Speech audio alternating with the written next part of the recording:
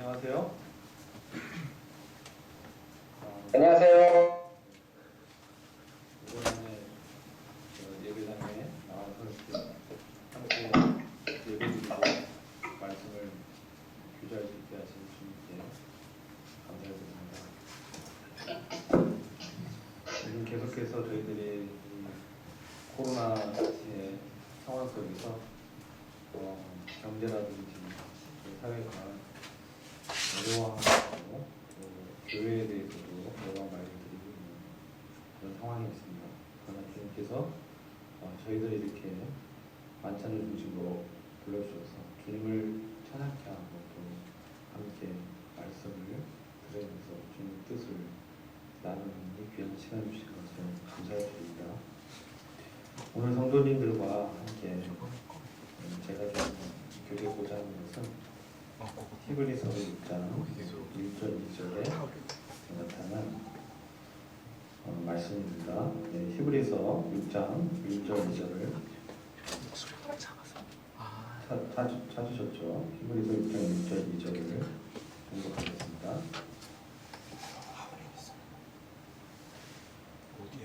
그러므로 우리가 그리스도도의 초보를 버리고 죽은 행실을 회개함과 하나님께 대한 신앙과 침례들과 안수와 죽은 자의 부활과 영원한 심판에 관한 교훈의 털을 다시 닦지 말고 완전한 데 나아가겠습니다. 오늘은 완전한 데 나아가자, 이게 말씀의 주제입니다. 그동안 기독교계에서도 이 완전한 데가 어디냐, 이 도대체 무슨 말씀을 하고 있냐, 이건 우리가 드리는 거고, 이건 짓는 거. 이야기들이 있었습니다. 그런데 성경을 계속 보면서 또 성도들과 이게 들리는 소리. 나누면서 그 마음 가운데 주님께서 깨닫게 해주신 것은 이 완전한 데 나아간다라는 것은 우리가 멜기세덱의 반차를 주신 대제사장이신 주님과 깊은 교제 가운데로 들어가는 것을 말씀하는 것이라고 분별이 됩니다. 그래서 그런 부분에 대해서 6장을 중심으로 5장과 7장 아울러서 같이 많은 시간을 갖도록 하겠습니다. 히브리서 5장 11절 이하부터 10장 18절까지 다루고 있는 주제는 그리스도의 대제사장에 관한 내용입니다. 그래서 히브리서 5장 11절 말씀 보시겠습니다. 멜기세덱에 관하여는 우리가 할 말이 많으나 너희의 듣는 것이 둔함으로 해석하기 어려우니라, 이렇게 말씀하고 있습니다.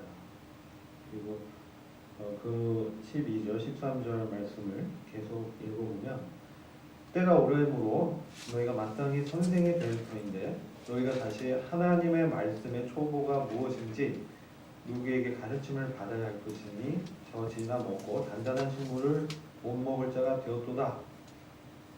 또 단단한 식물이 뭔지 또 교제가 필요하겠죠. 13절 대저 젖을 먹는 자마다 어린아이니 의의 말씀을 경험하지 못한 자요 단단한 식물은 장성한 자의 것이니 너희는 지각을 사용함으로 연단을 받아 선악을 분별하는 자들이니라.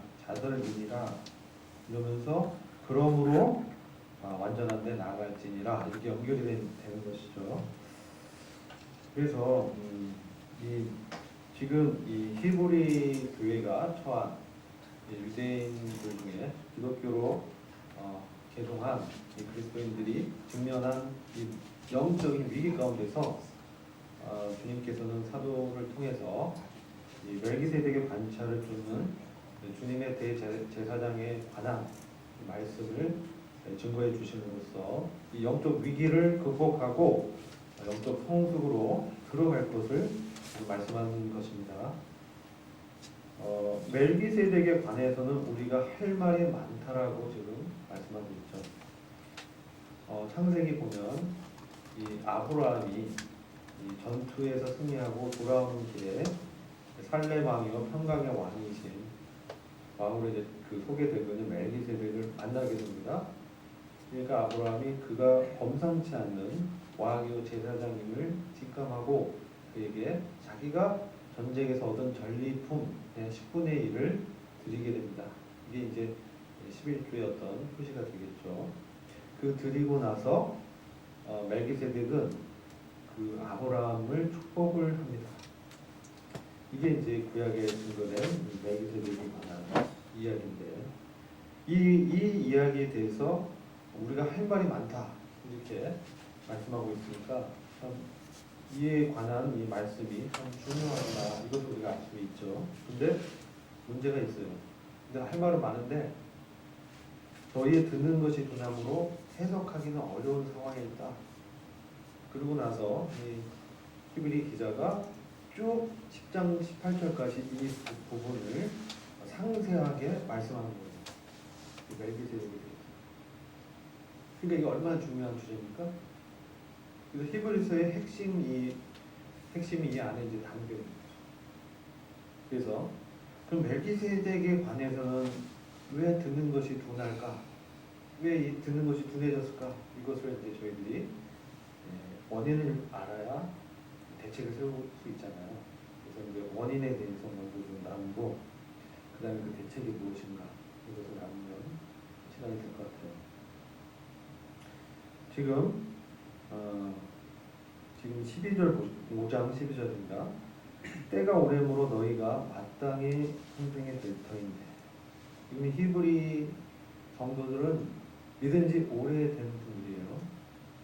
바로 거듭난 그러한 새신자가 아니라 믿음 생활을 오래 한 적어도 수년 이상 그런 분들입니다. 그래서 10장에 가면은 그들이 처음에는 믿으면서 그들의 산업도 뺏기고 또 그 증리의 삶을 살면서 여러 그 유대인들의 사회에서 정리되고 소외되면서 여러 어떤 핍박 가운데서 믿음을 지켰던 성도들입니다. 그냥 성도들이 아니에요. 그래서 이들에 대해서 히브리서 3장 1절은 이렇게 말씀하고 있어요. 히브리서 3장 1절 보면 이들이 어떤 성도인가?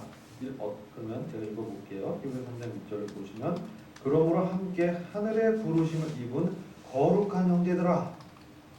이들은 좀 하늘의 부르심을 입은 거룩한 형제들입니다. 우리의 믿는 도리의 사도시며 대제사장이신 예수를 깊이 생각하라. 이렇게 지금 말씀하고 있죠. 이런 그 분들인데 지금 영적으로 자라지 못하고 어린아이의 수준에서 지금 어려운 가운데 시험을 당하니까 어떻게 됩니까? 다시 옛날의 종교, 유대교 종교로 돌아가 버리는 그런 상태에 있는 성도들이 생기고 있는 상황이었어요.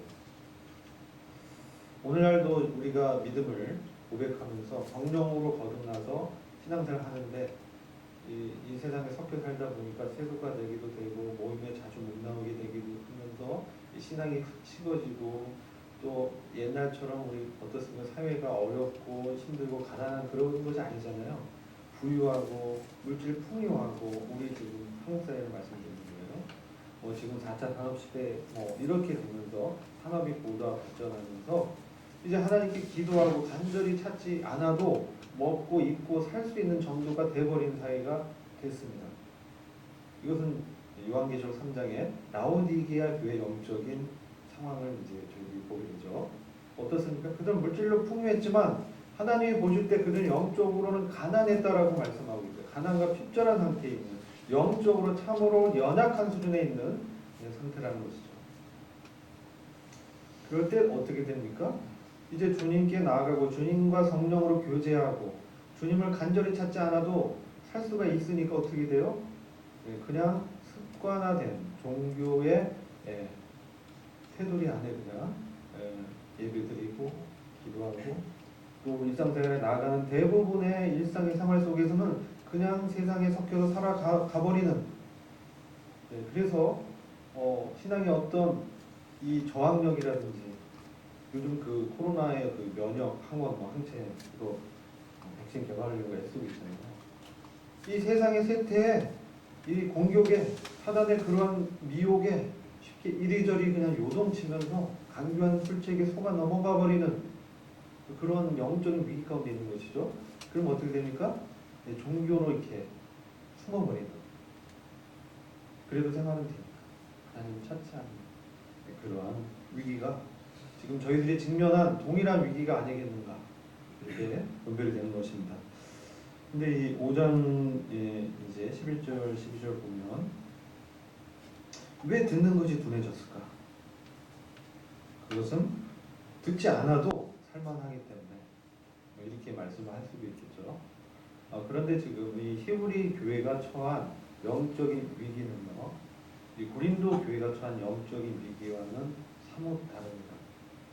고린도 교회가 처한 영적인 위기는 도덕적인 악, 예를 들어 뭐 음행을 하는 어떤 성도가 있었고, 뭐 여러 가지 분쟁과 시기 다툼과 이런 것들에서 교회가 나뉘게 되면서 교회가 상당히 어떤 문제가 일어나는 특별히 그런 부분이 있었어요.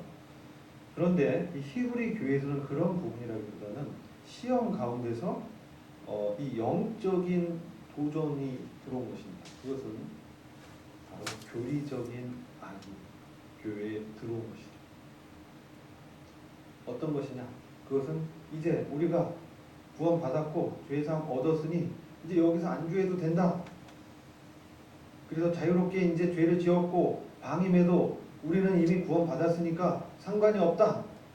이게 무엇입니까? 영지주의가 발전한 것이죠. 초대교회가 항상 이 공격받은 것이 영지주의가 있었어요. 요한에서 보면 적그리스도에 대해서 얘기하면서 그리스도의 육체로 오심을 부인한, 그리스도의 아들로서 오셔서 실제 공생의 생활을 했던 그런 삶을 부인해버리고 그것은 영적인 일이다. 그 육체로 어떻게든 상관이 없다. 육체는 어차피 이 더러운 것이다. 뭐 이런 이분론적인 잘못된 사상이 들어와서 교회를 어렵게 했습니다. 다른 한편에서 직면했던 어려운 뭡니까? 정반대의 극단적인 상황인데 이제 우리가 은혜로 구원받았는데 하나님께 인정받고 나아가려면 율법을 지켜야 된다. 이런 사상이 들어왔어요. 이 율법주의입니다. 이 두 사상이 지금까지 교회를 도전하고 어렵게 하고 미혹하게 하고 그 안에서 많은 이단들이 이제 파생한 것입니다. 그래서 지금 이 히브리 교회는 특별히 어떤 부분이나 이 율법주의가 들어오면 어떻게 되면 종교화 되는 것이죠. 이 습관적 종교행위로 살아가고 있기 때문에 이제 어떻게 됩니까? 유대교의 예식에 이 눈이 가려지고 그것을 지킴으로 어떻습니까? 이제 나의 하나님께 대한 의무감 예배는 다 드렸다. 끝이다. 이렇게 됩니다. 그리고 섞여버리는 거죠. 세상에 충격화되고 어려움에 노출되면은 그냥 죄를 짓게 되는데 특별히 이 외적인 죄도 있지만 마음속에서 일어나는 이런 부분들, 습관적인 이런 부분, 어려운 부분들이 있는데 그것들을 무엇으로 대체하냐? 나의 종교적인 열심과 일들로 대체해버리는 거예요. 이게 바리새인, 서기관들의 악이었습니다. 그들의 유혹 가운데 이제 기독교 크리스찬들이, 히브리 성도들이 빠지게 된 것이죠. 그리고 다시 돌아가면서 어떻게 보면은 주님의 이 교회에 허락한 영적인 복을 포기하고, 왜 포기하게 되냐면 안 되나 보다 포기하는 거죠. 이제 내가 주님을 믿었는데 내 안에 있는 죄를 내가 이길 수 없나 보다. 이제 이런 삶은 나뿐만 아니라 살펴보니까 다 그렇더라. 신앙이 이런 거구나. 그래서 성령으로 시작했는데 어떻게 돼요? 육체로 돌아가 버리는. 신앙으로 시작했는데 종교로 다시 돼버리는. 이러한 영적인 악이 이 교회에 들어온 것입니다. 그렇게 내가 듣는 게 어떻게 돼요? 안 들리는 거죠. 나의 습관, 나의 어떤 종교관, 내가 이전에 생각했던 것들 여기에 막혀있는 거예요. 더 나아가지 못하고 침륜에 빠지면서 급기야는 내가 이게 믿음이 잘못됐나 보다까지 심각하게 떨어지게 되는 이러한 위기가 있는 것이죠. 자, 이런 상태가 이제 어린아이 영적인 수준에서 히브리 성도들의 상태를 이제 얘기하는 거예요. 제가 이제 야고보서 2장 10절로 잠깐 주의로 환기해서 말씀을 읽어볼게요. 야고보서 2장 10절 보면은 이런 말씀이 있습니다. 우리가 보통 복음 전도할 때 이 말씀을 써요. 근데 야고보서는 보도자들에게 기록된 서신이 아닌 거 아시죠? 야고보서는 로마서 굉장히 달라요. 근데 같은 짝입니다. 우리는 믿음으로 구원받는다 이렇게 얘기하는데 야고보서는 행함으로 그 구원이 그 믿음이 정말 믿었느냐를 증명하는 게 참 믿음이다 이렇게 얘기합니다. 그래서 행함이 없는 믿음은 죽었다 이렇게 얘기하는 게 야고보서죠. 같은 짝이에요. 어떻게 다르냐? 로마서는 이제 믿을 때 우리가 그러니까 구원받을 때 믿음으로 은혜로 구원받았다 이것을 강조하는 거고, 야고보서는 그러면 그 믿음은 이제 은혜 가운데서 우리 삶에서 열매로 나타나게 되는 것이다 라고 말씀하는 게 이제 야고보서예요. 그런데 거기 보면 2장 10절 말씀을 읽어보겠습니다. 누구든지 온 율법을 지키다가 그 하나를 어기면 모두 범한 자가 되나니. 어떻게 생각하십니까? 십계명이 있는데 9개 지킨 사람이나 하나 지킨 사람이나 어떻다는 얘기예요? 똑같다는 얘기예요. 그렇죠? 누군지 온 율법을 지키다가 십계명 중 10개 중에 9개는 지켰는데 하나를 못 지켰어요. 그런데 그것은 뭐냐? 모두 범한 자가 된다라는 거예요. 이 야고보서는 성도들한테 쓴 서신입니다. 이게 어떤 거예요? 저는 이 말씀이 우리가 이 말씀을 통해서 율법을 지키는 것을 통해서는 하나님을 절대로 만족시킬 수 없다라는 거예요.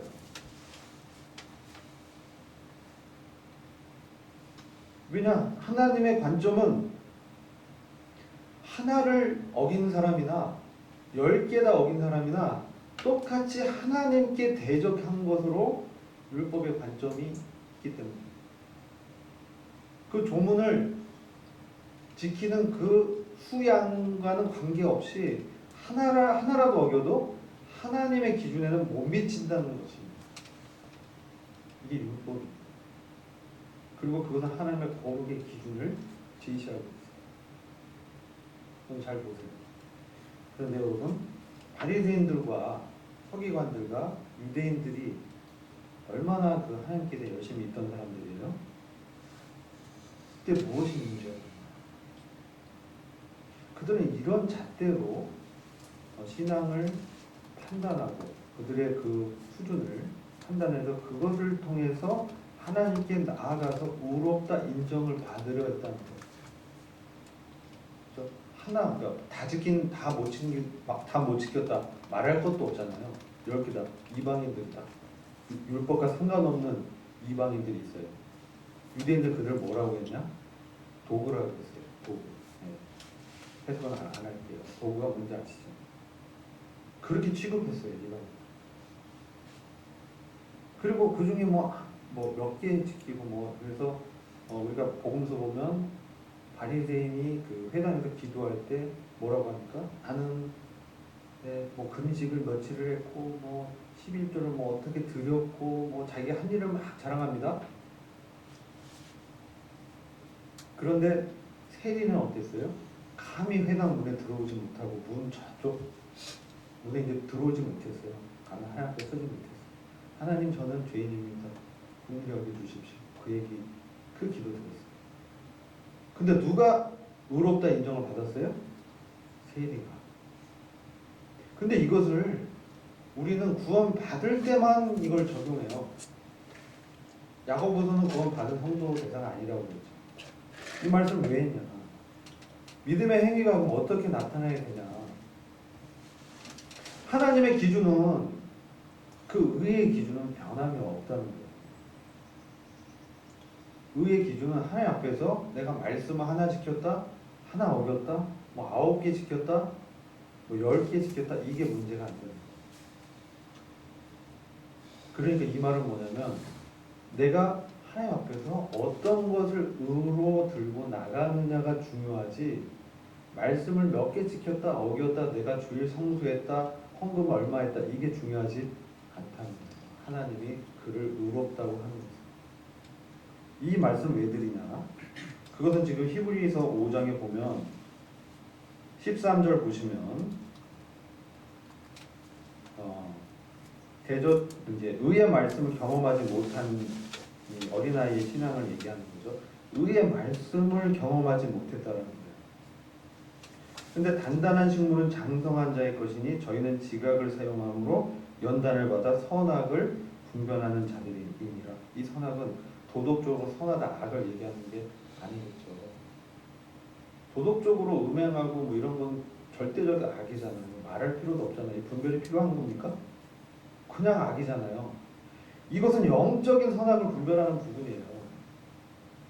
그런데 우리가 의의 말씀을 경험한다는 것은 우리가 하나님께 나아가고 우리가 생활을 할 때 무엇이 의인지를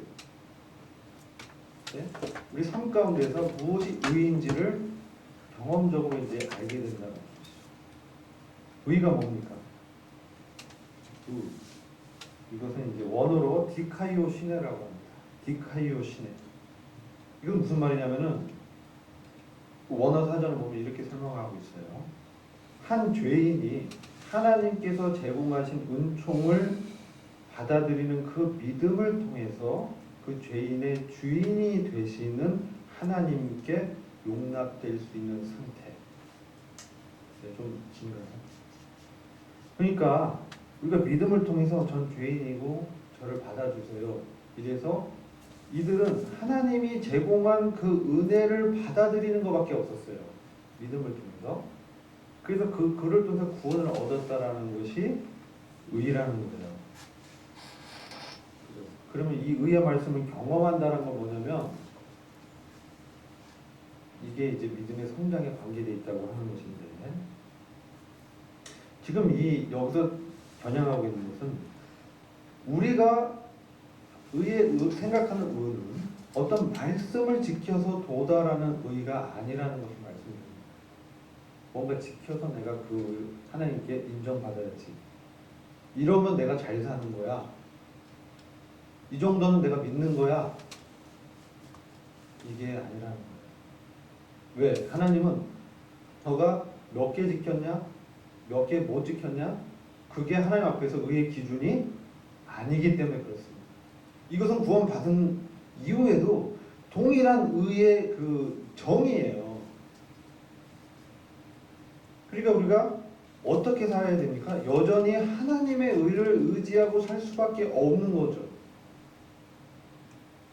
내가 어떤 행위를 하고 내가 뭔가를 하고 그럼 어떻게 돼요? 이걸 의지하면 당연히 나타나는 거는 어떻게 됩니까?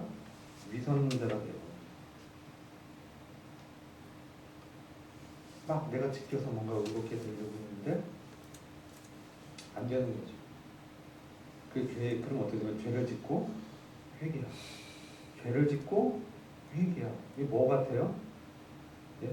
죄를 짓고 재물을 드리고 죄를 짓고 눈물 흘리면서 회개하고 또 재물을 잡아서 피의 어떤 희생제물을 드리고 뭐랑 같습니까? 유대교랑 똑같지 않아요? 그런데 거듭난 그리스도인의 삶이 그런 단계로 이렇게 떨어져 버리는 거예요. 그런 상태에서 오래돼 버리니까 이제 구원받은 그게 죄사함 받고 천국 들어간 그것을 이제 구원받은 성도의 삶으로 이제 안주해 버리고 정말 하나님이 말씀하는 이 정말 주님을 닮아가고 정말 그리스도의 완전한 데 나아가라는 이런 주님의 이 기뻐하시는 이 성도로 자라지 못하고 있는 그런 상태에 있는 것이죠. 이사야서 이제 어떤 분들은 그래요. 야 이거는 어떤 구원 받을 때만 얘기하는 거 아닙니까? 구원 받은 이후에는 내가 열심히 해야 되는 거 아니에요? 자, 열심히 제가 들은 말씀을 잘 해석해 보세요. 구원 받은 이후에는 내가 열심히 해야 되는 거 아니에요? 맞죠?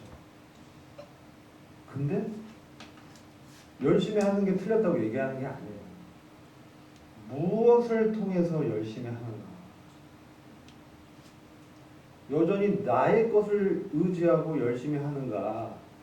아니면 그리스도 안에서 내가 여전히 부족하고 난 여전히 주님이 필요한 자라는 영적인 결핍을 갖고 있는, 이게 잘 보세요. 우리가 왜 완전한 데 나아가라고 하느냐, 이 말씀을 잘 이해해야 됩니다. 왜 그래요? 우리가 완전하지 못하기 때문에. 우린 여전히 불완전한 이 육체 가운데 있기 때문에 완전한 데 나아가라라고 이제 말씀하는 거예요. 어떤 분들은 이것을 완전성화라고 얘기해요. 이게 잘못된 분들입니다. 이것은 뭐냐면 완전한 데 나아가라고 얘기하는 것이지, 그렇죠? 완전한 데 나아가라. 그럼 이거 어떤 상태가 완전한 데 나아가느냐? 이것은 성경적으로 공부를 해봐야 돼요. 그래야 이 문제가 해결이 돼요. 영적인 도전과 쉬운. 우리가 여전히 주님 안에서 그리스도 안에 연합됐다고 입술로 고백하는데 우리가 의의 말씀을 경험하는 부분도 마찬가지인데 여전히 나는 부족한 자입니다.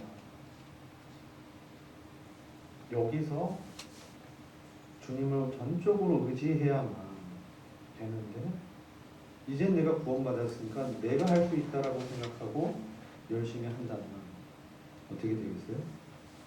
실패하게 되는 거죠. 근데 이것이 반복이 됩니다. 여러분 이제 고린도 후서 12장 말씀 잠시 보시겠습니다. 고린도 후서 12장. 이건 사도 바울이 고백입니다. 고린도 후서 12장 7절을 보시겠습니다. 여러 계시를 받은 것이 지극히 크므로 너무 자고하지 않게 하시려고 내 육체의 가시 곧 사단의 사자를 주셨으니 이는 나를 쳐서 너무 자고하지 않게 하려 하심이니라. 바울이 그 전도 여행을 하고 선교를 하는데 그가 여러 계시를 받았어요. 교회의 어떤 계시, 복음에 관한 계시, 믿음으로 옳게 되는 계시, 여러 계시를 받았어요. 너무 큰 계시를 받았는데 그러니까 어떤 굉장히 좋은 거잖아요. 영적인 어떤 하나님이 여러 은사들과 계시를 바울에게 주셔서 그가 이제 이와 같이 서신서도 많이 쓰고 기적도 일어나면서 복음의 일꾼과 교회의 일꾼으로 인정받은 그런 사람인데 그가 이제 고백하는 거예요. 고린도후서 보면 12장 7절 보면 교만해지지 않게 하시려고 내 육체에 가시고 사단의 사자를 주셨다. 이는 나를 쳐서 너무 자고하지 않게 하려 하시니 이것이 내게 떠나기 위하여 내가 3번 주께 강구하였더니. 바울의 이 전도 여행에서 이런 그 육체의 가시는 굉장히 방해거리가 되었을 거라고 우리가 생각해 볼 수 있죠. 그래서 어떤 분들은 뭐 안질이다. 근데 눈이 뭐 안질 걸리는데 그와 같이 이렇게 어려움이 되었겠냐. 그래서 어떤 분들은 간질병이었다. 이것이야말로 사도의 그 사역에 굉장한 걸림이 됐기 때문에 사도가 이렇게 3번씩이나 감구한 게 아니겠는가. 뭐 이렇게 분별을 하고 있는데 그래서 이제 9절 보면은 답변을 얻었어요. 어떤 답변을 얻었냐면은 하나님이 뭐라고 하셨느냐. 내게 이르시기를 내 은혜가 내게 족하도다. 이는 내 능력이 약한 데서 온전하여 짐이라 하십니다. 내 능력이 약한 데서 온전하여 짐이라. 이 온전하여 진다라는 것은 퍼펙트, 텔리오스라는 헬라어인데 완전해진다는 뜻이에요. 온전해진다. 그런데 우리 성도에게 적용할 때는 우리가 영적으로 성장해서 성숙해진다. 이렇게 이제 우리가 해석하는 거예요. 이러므로 도리어 크게 기뻐함으로 나의 여러 약한 것들에 대해서 자랑하리니 이는 그리스도의 능력으로 내게 머물게 하려 합니다. 이게 핵심 것입니다. 자, 여러 약한 것들에 대하여 자랑. 사단이 준 가시가 육체의 가시가 뭔지 잘 모르겠어요. 그러나 바울은 그의 육체에 그의 생활 가운데 여러 연약한 약점들이 있다라는 것을 지금 얘기하죠. 하나, 뭐 간절히 이게 아니라 여러 약한 것들이 있다. 나도 인간이다. 나도 이런 육체의 정욕이 있고 넘어지기도 하고 여러 실패가 있다. 여러 약한 것들이 있다. 근데 이런 것들을 제거해달라고 막 했는데 하나님 제거 안 해주고 뭐라고 하시냐면 족하다. 그것으로 만족해라. 왜 그럴까요? 저는 이게 제한테 숙제였어요. 저는 이제 믿으면서 정말 온전해지고 싶다. 정말 여기서 말하는 영적 성장과 성숙의 그 단계에 오르고 싶다. 막 그런 욕망이 굉장히 있었어요. 그래서 막 엄청 성경 연구도 많이 하고 뭐 그랬습니다. 과거에. 여기 성경 연구를 어떤 분들은 막 스터디, 막 아카데믹하게 열심히 뭐 시험 공부하는 거로 생각하는데 그거 얘기하는 거 아니에요. 그런다고 성경이 깨달아지지가 않아요. 참고할 뿐입니다. 성경 연구라는 것은 하나님 말씀, 예를 들어 제가 묵상할 때 제가 주로 쓰는 방법을 말씀드리면 다독도 좋습니다. 근데 한 본문을 내가 오늘 읽으면 그 본문에서 주님이 말씀하시는 게 무엇냐? 내가 이 말씀이 좋아서 취하는 게 아니라 이건 나를 변화시킬 수 없어요. 제가 군대에서 새벽 5시, 4시 일어나서 3년을 큐티를 해서 큐티 노트 이만큼 썼어요. 근데 제가 깨달은 거는 이게 나를 변화시킬 수 없어요. 막 주석도 많이 보고 했는데 지식은 늘지만 그것이 나를 변화시키는데 이끌 수는 있어. 네? 인도할 수는 있어. 율법을 지키려고 하는 건 잘못 아니에요. 말씀을 지키려고 하면은 내가 한계를 만나게 됩니다. 내가 할 수 없는 어떤 수준이 있어요. 사람마다 다 달라요. 그럴 때 주님 앞에 엎드리게 되죠. 주님 저 부족합니다. 이게 약한 것들이에요. 그것을 주님 앞에 내려놓는 것입니다. 그래야 어떻게 돼요? 그리스도의 능력이 머물게 된다는 거예요. 그렇지 않으면 그리스도의 능력이 나올 수 없다.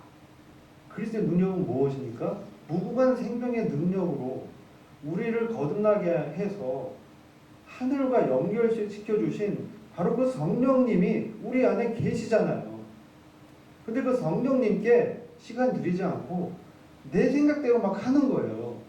내 열심히. 저도 그랬어요. 근데 그것이 나를 거룩해 하게 만들어주지 않더라고요. 막 이 규칙을 더 알게 되고 뭐 이렇게 해야 되겠다 뭐 이거는 아는데 그걸 행할 능력은 내게는 기원이 없어요. 내 능력은 한계가 있어요.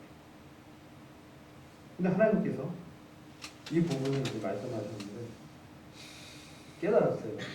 그렇구나. 이제 그리스도 안에서 내가 나에게는 선한 것이 없구나. 로마서 7장의 바울의 고백처럼 나의 육체에는 악이 있구나. 내가 선을 행하기 원하는 나에게 악이 있구나 깨달았어요. 그 다음에 이게 죄구나. 나로부터 분리를 시켰죠. 새 사람인 나에게는 그리스도의 생명이 있구나. 그러나 여전히 내 육체에는 죄가 있어서 나를 죄와 그 사망의 법으로 끌어서 범죄하게 하는구나. 오로 나는 공고한 자로다. 누가 이 사망의 몸에서 나를 건져낼 수 있겠느냐? 그런데 그리스도 예수로 말미암아 감사합니다라고 이제 바울이 깨달은 것은 이건 여전히 있는 거고 내가 그리스도 예수 안에 있는 안에서 결코 정죄함이 없는구나 그 말하잖아요. 그리스도 예수 안에 있는 자에게는 결코 정죄함이 없다. 열심히 하려고 했는데 넘어지고 그래서 그럼 이 완전한 것은 뭘 바라는 걸까? 완전한 데 도달하고 싶지 않으세요? 그냥 나는 어린아이 수준에서 그냥 7살, 8살 수준에서 신앙을 마감하고 그러면 주님 아버지가 기뻐하는 게 아니겠죠. 아버지가 잘 자녀가 태어났는데 초등학교, 중학교, 고등학교, 이제 청년, 성인, 아비 이렇게 신앙이 자라서 그리스도의 충만함에 장성한 분량에 이르길 원하시지 않으시겠습니까? 에베소서 4장에서 말씀하는 거잖아요.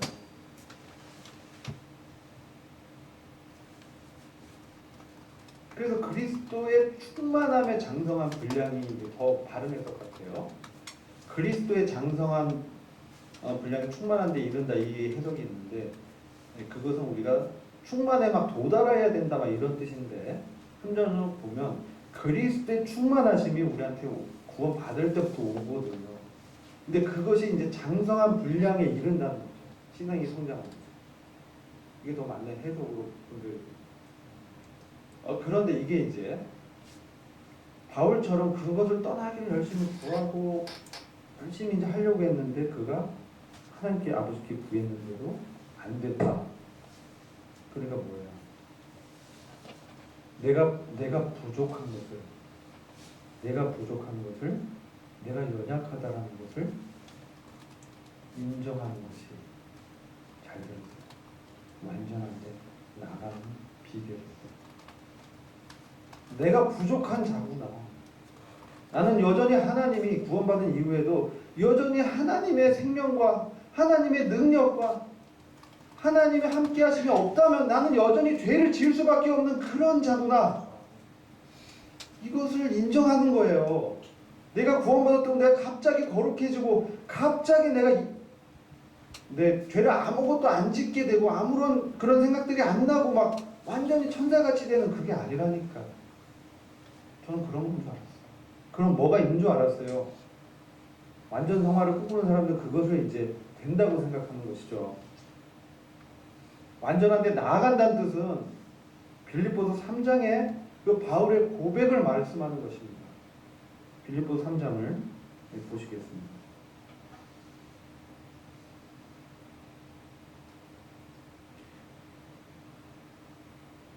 빌립보서 3장 1절부터 쭉 중요 부분을 함께 보시겠습니다. 정말로 나의 형제들아 주 안에서 기뻐하라. 너희에게 같은 말씀인 것이 내게는 수고로움이 없고 너희에게는 안전합니다. 개들을 삼가고 행악자들을 삼가고 손 할례당을 삼가라. 종교적 행위 뭐 지키고 열심히 하고 막 이렇게 하는데 정말 내면에는 뭐예요? 내면에는 폐질한 무덤 그 죄가 여전히 그를 지배하고 사로잡는 게 있는데 겉으로는 막 잘 섬기는 것 같아요.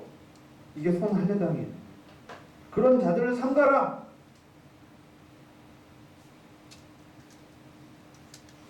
하나님의 성령으로 봉사하고. 그럼 어떻게 우리가 봉사해요? 하나님의 성령으로 봉사해라. 우리는 우리의 힘으로 봉사할 수 없어요. 그러니까 하나님의 성령님이 말씀할 때 그것에 내 몸을 드리는 것이죠. 근데 어떤 때 이게 순종이 되어지냐? 네? 자 보세요. 그리스도 예수로 자랑하라. 육체를 신뢰하지 아니하는 이것이 내가 강하고 내가 완전한데 이러려고 막 내가 열심을 내고 해봤지만 결국 내가 깨닫게 되는 것은 내 은혜가 내가 부족하다. 그러니까 내가 부족한 것이 그리스도의 완전한 데 나아가는 이 비결이었구나. 이것을 깨닫게 되었습니다. 그렇게 되면서 그리스도 예수로 이제 자랑하고 육체를 신뢰하지 아니하게 되는 우리가 곧 할례당이구나. 그런데 그러면서 바울이 또 얘기하는데 나도 육체를 신뢰할 만하니 만일 누구든지 다른 이가 육체를 신뢰할 것이 있는 줄로 생각하면 나는 더욱 그러하리니. 그러면서 여기 이제 7절 이하가 완전한 데 나아가는 바울의 신앙관을 말씀하고 있어요. 7절 이하가 뭐라고 하냐면 그가 예전에 6절에는 열심히 있었어요. 열심히 있어서 율법의 의로는 흠이 없는 자였어요. 6절. 근데 그러나 무엇이든지 내게 유익하다는 것을 내가 그리스도를 위하여 다 손해로 여길 뿐더러 또한 모든 것을 해로 여기면 내 주 그리스도 예수를 아는 지식이 가장 고상함을 인함이라. 내가 그를 위하여 모든 것을 잃어버리고 배설물로 여기면 그리스도를 얻고 그 안에서 발견되려 함이니 내가 가진 의의는 율법에서 난 것이 아니요 오직 그리스도를 믿음으로 말미암은 것이니 그 믿음으로 하나님께로서 난 의라. 믿음으로 하나님께로서 난 의를 내가 경험하는 거예요. 그것을 의지해서 성령으로 봉사하는 게 의의 말씀을 경험하는 거예요. 내가 잘해서 내가 뭔가 잘 지켜서 그게 아니고 나는 여전히 악하고 연약한데요. 주님이 내게 이런 힘을 주셔서 주님이 이런 일을 할 수 있게 하셨습니다. 주님을 찬양합니다. 주님만이 나의 왕이시고 주님만이 나의 주님이십니다. 내가 생각했던 모든 것들은 다 보면 하잘 것 없는 것이었다는 거죠. 바울이 사실은 세상적으로도 굉장히 잘 나가던 사람이었어요. 근데 그것을 다 배설물로 여겨버린 거예요. 왜요? 그리스도가 가장 존귀하고 고귀한 분이기 때문에 그리스도를 아는 지식이 내 인생에서 가장 최상위의 것이기 때문에 이것을 위해서 내가 그 안에서 발견되려고 노력했다는 거예요.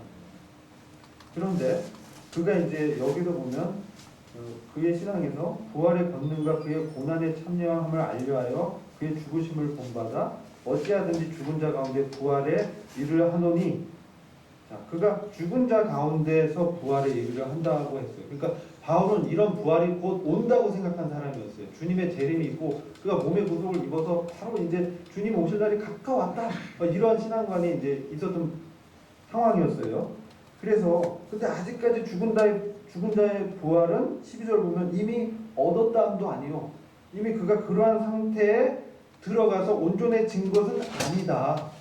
이런 뜻입니다. 이게 이 11절의 근거에서 12절을 해석해야 돼요. 그래서 죽은 자 가운데 부활에 이르려 했는데 내가 이미 얻은 것은 아니야. 네? 아시겠죠? 이게 이 죽은 자 가운데 부활에 한정되는 구절이에요. 12절은. 죽은 자 가운데 부활은 이르지 않았죠. 그리고 내가 온전히 그걸 이룬 게 아니야. 그래서 바울은 그리스도 예수께 잡힌 바 된 그것을 잡으려고 쫓아가노라 이러면서 형제들아 나는 아직 내가 그것을 잡은 것은 아닌데 그것이 내 앞에 있어서 그것을 잡으려고 나는 주님께 나아간다. 완전한 데 나아간다. 그리스도의 완전한 거기에 나아간다. 이 말씀인 것이에요. 이 바울의 삶이 바로 우리에게 보여주는 완전한 데 나아간다는 게 어떤 의미인지를 잘 보여주고 있습니다. 근데 그는 이렇게 이제 얘기했죠. 그러면서 15절 보면 보세요. 15절. 그러므로 누구든지 우리 온전히 이룬 자들은, 자, 온전히 이룬 자들은 이렇게 생각하시니. 그래서 그가 우리 온전히 이룬 자들로, 즉 영적으로 자신이 이 성숙된 사도라는 것을 알고 있었어요. 바울이 이미 얻지 못했고 이루지 못했다고 하는 것은 죽은 자 가운데에서 부활이고요. 거기는 아직 얻지도 못했고 이루지도 못했어요. 근데 그러나 내가 말할 수 있는 것은 우리가 온전히 이룬 자들의 생각은 이렇다. 그래서 영적인 성장과 성숙은 어떻게 해요? 되어질 수 있다라고 얘기하는 거죠. 그럼 어떻게 되어지냐? 이게 중요하잖아요. 이 문제를 이제 우리가 알았죠. 구원받은 이후에 그리스도 예수로 자라나고 성령으로 봉사하고 이런 것이 우리가 주님을 섬긴다라고 하는 것이죠. 그래서 히브리서 7장을 좀 볼게요. 7장 보면 7장 11절 보시면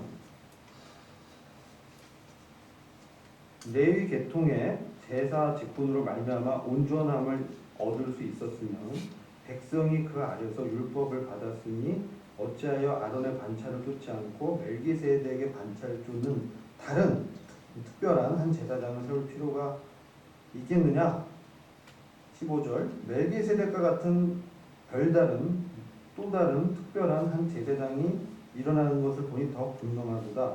그는 16절. 이 그는 그리스도입니다. 그리스도는 육체에 상관된 계명의 법을 쫓지 않고 오직 무한 생명의 능력으로 쫓아낸 것이니 19절. 율법은 아무것도 온전케 못할지라 이에 더 좋은 소망이 생기니 이것을 우리가 하나님께 가까이 가느니라. 이 부분을 흥정력으로 제가 18절 19절을 말씀드리면 앞서 나가던 명령은 연약함과 무익함으로 인하여 진실로 폐하여졌으니 옛 계명 율법은 온전케 할 수 없다는 거죠. 그래서 효력이 없게 됐다. 연약하고 무익하다. 그러면 19절 보면 이는 율법은 아무것도 완전하게 하지 못하였으되 주께서 더 나은 소망을 가져오심은 완전하게 하였기 때문이니 우리가 이 소망을 힘입어 하나님께로 가까이 나아가느니라. 이러면서 우리 주님의 부활 승천 이후에 하늘의 대제사장으로 은혜의 보좌를 펼치시고 거기서 우리를 온전케 하시기 위해서 이 더 나은 소망, 우리가 영적으로 자라서 주님을 닮아가고 우리가 죄의 권세에서 해방돼서 이 땅 가운데서 바로 그리스도로 말미암아서 이 소망을 힘입어서 우리가 주님을 성령으로 섬기고 봉사하면서 그리스도로 자랑하게 한다는 거죠. 이게 신앙생활의 핵심이에요. 그때는 우리는 연약하다라고 나를 인정하고 그렇게 고백했을 때 오히려 자랑까지 했을 때 그리스도가 강력한 권능으로 우리 안에서 역사하시면서 우리로 하여금 주님을 섬길 수 있고 영혼들을 섬길 수 있고 이리저리 흔들려 다니는 이 세상의 관계와 술책에 미혹되지 않도록 우리 안에서 성령으로 말씀을 깨닫게 해줍니다. 성경 공부 필요합니다. 성경 연구 필요합니다. 그런데 더 중요한 것은 주님과의 깊은 교제 가운데서 주의 말씀을 깨닫는 것. 그게 나의 힘이 됩니다. 그래서 이 대제사장 이 친구 주님 앞에 그럼 우리가 어떻게 교회로 나아가야 하는가? 이 부분만 말씀드리고 오늘 말씀 마치겠습니다. 자, 지금 히브리 교회가 이런 어려움에 처했어요. 그리고 너희들은 의의 말씀을 경험하고, 그렇죠? 단단한 식물을 취해서, 자, 선악간에 분별하면서 믿음의 장성한 분량에 나갈 것을 권면하잖아요. 선악간 분별, 도덕적 뻔히 아는 선악을 얘기하는 게 아니고 영적으로 주님이 내 안에서 성령으로 봉사하는가, 아니면 내가 내 스스로 내 힘과 내 열심과 노력으로 내가 높아지려고 하는가, 이 동기를 분별하라는 거예요. 뻔히 아는 선악은 분별할 필요 없이 그냥 보면 아는 거예요. 근데 의의 말씀을 경험한다는 거 말씀드렸죠? 그 의란 뭐예요? 주님이 여전히 나에게 필요하고 나는 결핍한 자입니다 라고 주님 앞에 인정했을 때 그리스도의 충만한 그 권능이 강함으로 나한테 머문다고 했잖아요. 똑같은 거예요. 구원 받았을 때나 우리가 구원 받은 이후에 성장할 때나 똑같은 그 의의 말씀이 여전히 우리한테 역사하는 거예요. 그러면 우리의 이미 온 그리스도의 충만함이 장성한 분량에 이르게 됩니다. 그래서 아까 제사장 지금 말씀드렸죠. 우리에게 무궁한 생명의 능력을 성령을 통해서 날마다 우리에게 말씀으로 공급해 주시는 거예요. 근데 이것이 어떻게 실행이 되냐? 이것은 교회 안에서 되어지는 거예요. 주님이 그렇게 교회를 하나님의 집으로 지은 거예요. 이 부분이 매우 중요합니다. 그래서 이제 이 에베소서 4장 말씀을 제가 말씀드리고 말씀을 마치고자 합니다. 11절 보면 에베소서 4장 11절 그가 혹은 사도로 혹은 선지자로 혹은 복음 전하는 자로 혹은 목사와 교사로 주셨으니 이는 성도를 온전케 하라. 교회에 은사가 있는 건 뭡니까? 은사자들을 높이고 하는 게 아니에요. 은사자들, 하나님 은사 준 거는 은사자 너가 높은 거야. 너가 다스려. 너가 어떻게 행정해. 이게 아닙니다. 은사를 주신 것은 그 은사가 성도를 온전케 하며, 하나님의 계획은 교회 안에서 은사를 통해서 은사자가 드러나고 높아지는 것이 아니라 성도를 온전케 하는 거예요. 그래서 어떻게 해요?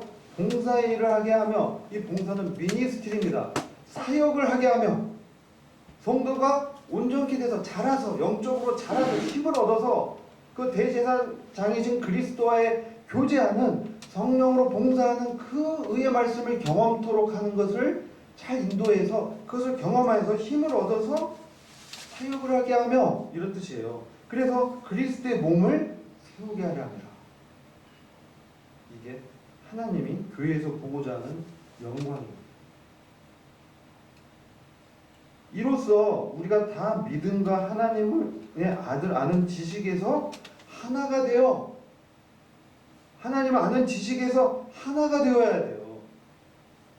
그러니까 이것은 은사를 통해서 주님이 말씀하는 그 계시와 말씀이 교회 안에서 증거되고 그것을 통해서 어떻게 되냐?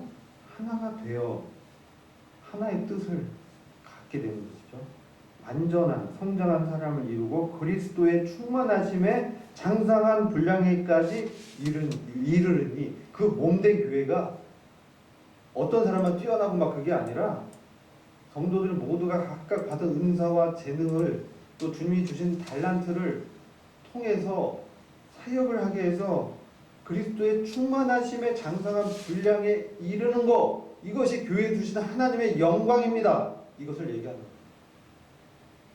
이것을 바울이 에베소 교회에서 얘기하면서 이제 14절 보면 우리가 이제부터 어린아이가 되지 아니하여. 아까 히브리서 교회 상태 말씀드렸죠. 어린아이에서 단단한 식물을 취하지 못하고 그 멜기세덱의 반찰조는 대제사장이신 주님과 교제를 하려면 내가 지켜왔고 내가 붙들었던 가치관 다 내려놔야 되는 거예요. 자기를 확실히 부인해야 되는 거예요. 내가 뭐 일부는 내가 부인했는데 조금 내가 십자가에 완전히 못 박혔음을 선언한 거예요. 하나님 뜻에 딱 비추어서 저에겐 아무것도 온전한 게 없는 자입니다. 저는 부족한 자입니다. 연약한 자입니다. 이걸 내려놨을 때 그리스도의 강한 권능이 그에게 머물면서 역사하는 거예요. 이게 처음만 아니면 과정에서 계속 그렇게 되어지는 거예요. 그걸 교회에서 해요. 그래서 뭘 말하는 거냐? 그래서 이 14절 보면 사람의 괴술과 어린아이가 되지 아니하여 배술과 간사한 유혹에 빠져 모든 교훈의 풍주에 밀려 요동치 않게 하려 함이라. 그러면서 오직 사랑 안에서, 이 부분이 중요합니다. 오직 사랑 안에서 남을 판단하고 내가 높고 뭐 이게 아니에요. 너 왜 그 정도밖에 못해, 이게 아닙니다. 사랑은 용납하는 거예요. 사랑 안에서 진리를 말하여 모든 일에서 그분 안으로 자라나려 함이라. 그분은 머리시니 곧 그리스도시니. 이게 바로 우리의 영적 성장은 교회 안에서 하나님이 계획하셨어요. 그래서 교회에서 은사가 있고 그 서로 상합하고 연락한다 그러거든요. 그걸 말하면 힘을 얻는다. 서로 연결되어 가지고 우리가 지금 속으로 뭐 가정 단위에 그런 모임을 하려고 하잖아요. 그걸 왜 그렇게 합니까? 우리가 이제 하나님의 그 뜻을 받은 것을 이제 서로 나누면서 그 속으로 안에서 같이 그것을 교제하고 서로 연결돼서 서로 힘을 있게 해서 서로 세우고 서로 격려하면서 그리스도의 몸을 온전히 세우려고 하는 것입니다. 이게 하나님 주신 교회를 향한 영광이라고 저희가 보고 있고 이것을 같이 하고자 합니다. 그래서 우리는 동일한 이 보조를 맞춰서 한 마음을 가지고 이제 주님이 보여주신 그 뜻을 그 표대를 향해서 나아가는 바울처럼 나아가는 것이 주님이 기뻐하시는 개인과 교회를 향해서 말씀하시는 주님의 뜻으로 저희들이 공부하고 함께 기도하고 사랑 안에서 참된 것을 하고 진리를 말하면서 모든 교회를 함께 세우기를 기도하고 마치겠습니다. 주님 감사합니다. 오늘 말씀을 통해서 주님 교회 몸된 교회를 통해서 말씀하신 그 영광의 계획을 말씀해 주시고 저희가 이제 주님의 뜻을 붙들어서 이제 함께 그 순종하여 나가기를 원합니다. 저희 안에 약함이 있고 연약한 육체가 있습니다. 그러나 주님 그리스도 안에서 저희들에게 힘을 주시고 능력으로 공급해 주실 것을 믿습니다. 주님을 높입니다. 주님이 저희의 자랑이고 저희의 권능이십니다. 저희들을 함께하여 주셔서 주님의 뜻을 몸된 교회가 이루어서 주님께 영광 돌리고 함께 기쁨과 자랑이 놀려가는 되는 저희들이 되길 간절히 기도합니다. 우리 예수 그리스도의 귀하신 이름으로 기도했습니다. 아멘.